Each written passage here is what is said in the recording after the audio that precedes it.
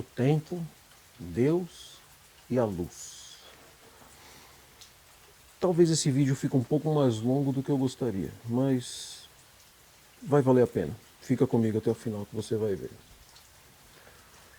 O tempo é um grande desafio para todos nós aqui. Eu conheço pessoas, incluindo este que vos falo, que tem dificuldades enormes em lidar com o tempo. Não sabe se passou 5 minutos, se passou 1 hora. E também observa que a nossa percepção do tempo muda de acordo com o nosso estado, né? Com o nosso estado de espírito, com aquilo que a gente está fazendo. Percepções de tempo são diferentes para cada pessoa, para cada situação. Não sei se você já reparou que os artistas, sobretudo músicos, são os que mais têm dificuldade com o tempo. Se atrasam em compromisso, essas coisas, mas por se perder no tempo, né? E eu falo da música porque a música é uma arte que acontece no tempo. Né? A música não é matéria, não acontece no espaço.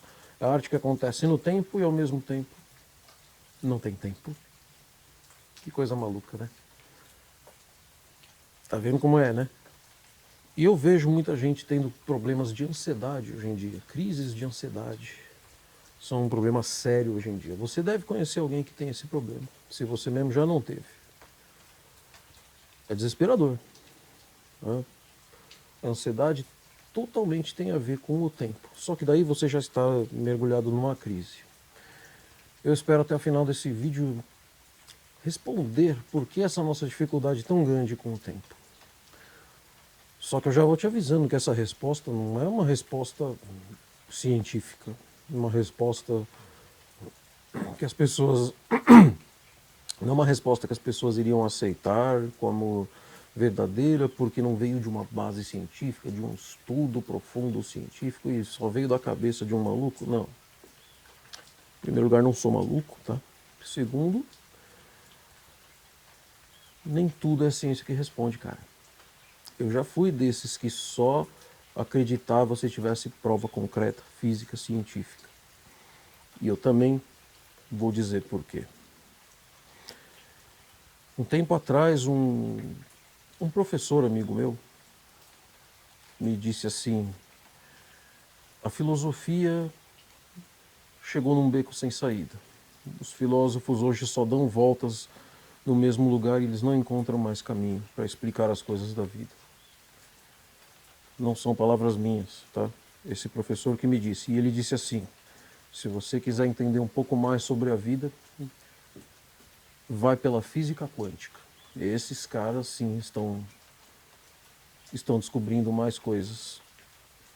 Esse homem que me falou isso era um judeu, né, um senhor judeu, bastante ortodoxo, né, bastante firme ali nas convicções dele também. E ele falava para mim com essa noção, né? Eu guardei essas, entre outras palavras, que ele me disse e que outros tantos me disseram. E eu olhando aqui hoje eu vejo que a ciência, porque eu falo da física quântica, eu vou na primeira parte, né, dessa reflexão, eu vou na física quântica e depois eu vou para o lado mais teológico e espiritual. Certo? Eu, como um cristão católico, tá, bastante empenhado, devo ir por esse lado. E se você me acompanha, você vai entender também. Tá? A questão do tempo, como ela é difícil para nós, porque eu estou falando de Deus e de luz também. Física quântica, por quê? As outras ciências, todas as ciências, na verdade, elas se limitam à matéria, ao que é físico, palpável, material, tanto é que o nome dessa ciência é física, certo? E a física quântica, vamos dizer assim, que ela chega até a fronteira do mundo material, levanta ali no muro ali e dá uma olhadinha para o outro lado. Não que ela consiga chegar lá muito longe, mas os físicos quânticos, eles estão na beirada do mundo material, olhando lá para o outro lado e sem entender nada, tentando entender. E esse é o problema, utilizando fórmulas e palavras deste mundo material para descrever o que tem lá daquele lado. Porque chega uma hora que não tem mesmo como explicar as coisas. E os físicos quânticos ultimamente têm falado muito sobre a velocidade da luz. E aqui é que a coisa fica intrigante. Veja bem. A velocidade da luz calculada hoje, tá, é aí, se eu não me engano, em torno de 300 mil quilômetros por segundo. Se você pudesse transitar nessa velocidade, você daria 8 voltas ao redor do planeta Terra em apenas um segundo. Tá? Só que em um segundo eu não chego nem ali naquela arvorezinha. Veja só como é que é a velocidade, né? Então, assim, olha, tem duas conclusões, duas descobertas dos físicos quânticos que eu quero trazer aqui à tona hoje, que são muito importantes. Veja bem. Primeiro, não é possível a matéria atingir a velocidade da luz. Tá? A luz não é considerada matéria. Consegue-se até observar a luz composta de partículas chamadas fótons. Mas essas partículas, apesar de a palavra partícula ser de algo material, essas partículas não são matéria. Talvez você pense nelas como energia, não sei. Mas essas partículas viajam nessa velocidade de 300 mil quilômetros por segundo. Tá? E a outra descoberta importante deles é que, transitando na velocidade da luz, o tempo não existe. Veja bem, já foi dito, tá, por vários cálculos, e quando se fala em cálculos quer dizer que sim, é provado, é certeza, que se você viajar a 90% da velocidade da luz, se você fizer uma viagem, deixar um amigo seu aqui parado na Terra, enquanto você viaja numa nave espacial, a 90% da velocidade da luz, você vai 1 hora e volta, 1 ano e volta, sei lá. Quando você chega, o tempo que passou aqui na Terra foi infinitamente maior do que o tempo que passou para você. Existe até a história dos irmãos gêmeos, né? O paradoxo dos irmãos gêmeos. Dois irmãos idênticos que nasceram juntos. Um deles faz essa viagem na velocidade 90% da velocidade da luz, e quando ele retorna, o irmão dele está mais velho que ele. Porque quando você está numa velocidade tão alta, o tempo passa mais devagar. Mas é aí que está. O cálculo é feito a 90% da velocidade da luz, porque a matéria não pode chegar na velocidade da luz. Se fosse possível chegar a 100% da velocidade da luz, não é que o tempo passaria mais devagar ou mais rápido. O tempo não existe. Ele não existe na velocidade da luz. Chega à noite, você olha para o céu e vê uma estrela. Vamos imaginar a estrela, a segunda estrela mais próxima de nós, que está, se eu não me engano, a 4 anos-luz de distância. Ou seja, para chegar até essa estrela, se você viajar na velocidade de 300 mil quilômetros por segundo, você vai levar 4 anos para chegar até ela. Tá? Isso é muito longe. Quando a gente olha para o céu e vê o brilho dessa estrela, a luz que eu estou vendo dessa estrela saiu de lá, da estrela, há 4 anos atrás. Essa luz que eu estou vendo agora. Há 4 anos atrás. Mas isso do meu ponto de vista. Do ponto de vista do fóton, da partícula de luz que saiu de lá, não faz tempo nenhum, não faz nem um segundo, é imediato. Mas não é que faz 1 milésimo de segundo ou um tiquinho de tempo. Não. Não tem tempo. É imediato. Duas coisas acontecendo ali, de pontos de vista diferentes, para mim levam 4 anos. E para a luz, não tem tempo. A luz não experimenta o tempo. Isso é muito difícil para nós entendermos. Agora guarda essa informação que eu vou falar de outra parte. Tá? Eu estudo as coisas de Deus, da Bíblia, faço orações, escuto padres que eu gosto, que são bons teólogos, bons filósofos.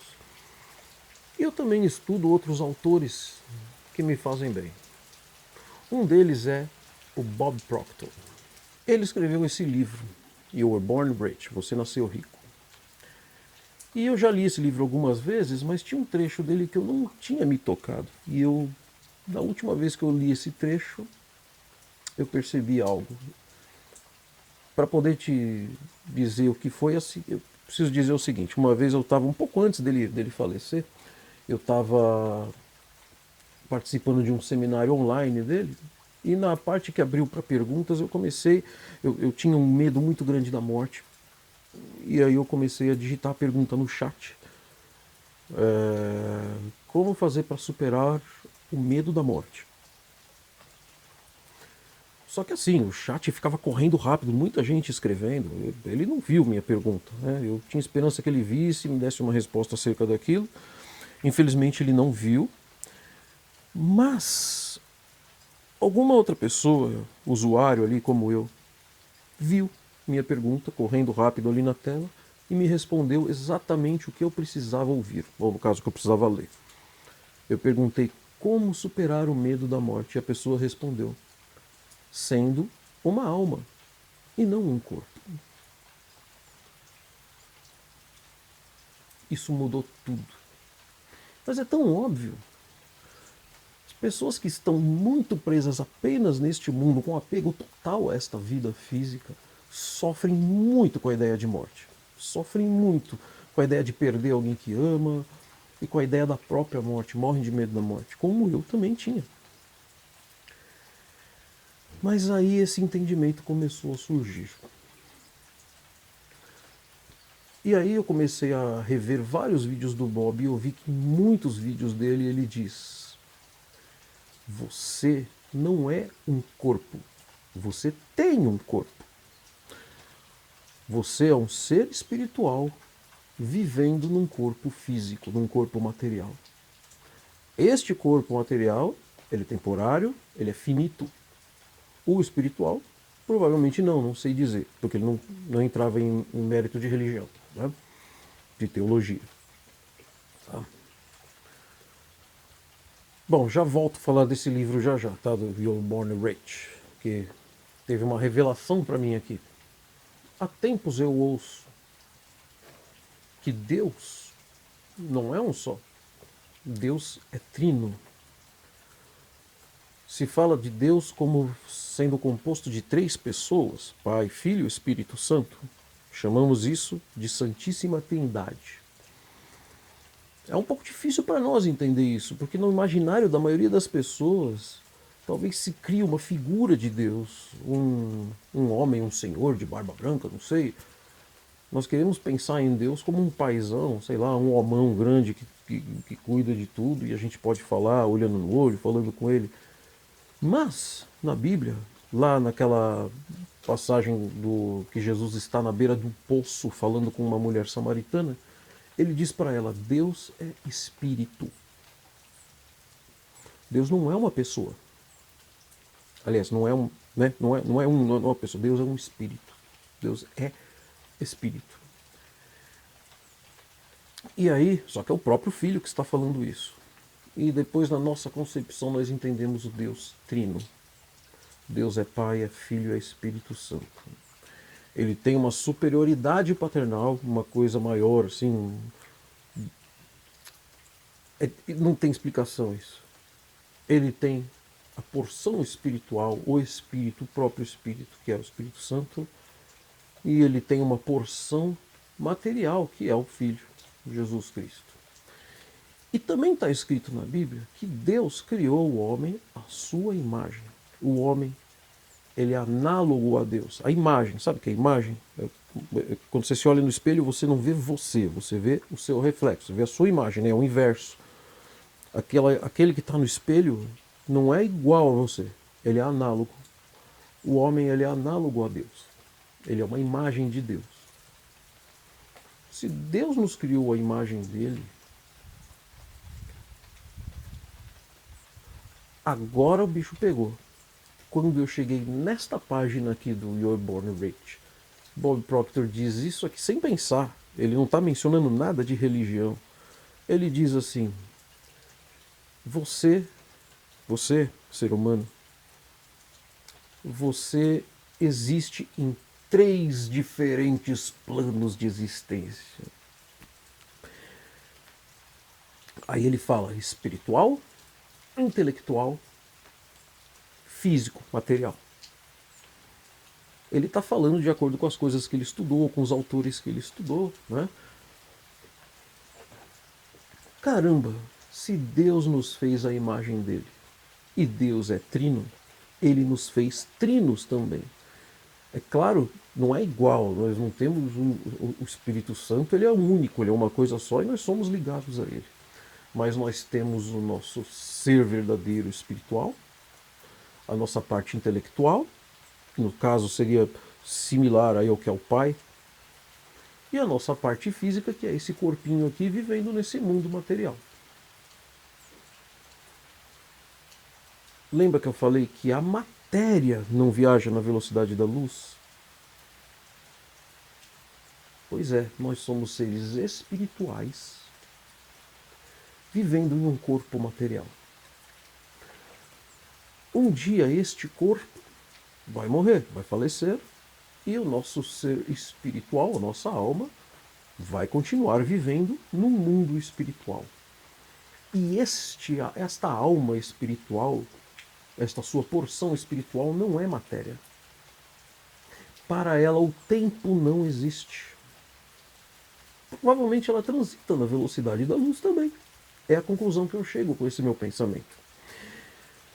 Quando eu planto uma árvore e eu fico ansioso para ver essa árvore crescer, mas ela leva 10 anos, 20 anos, 50 anos, depende da árvore. Muitas vezes eu não vou viver para ver essa árvore adulta. E eu fico nessa ansiedade, essa coisa, por que eu não vejo essa árvore adulta?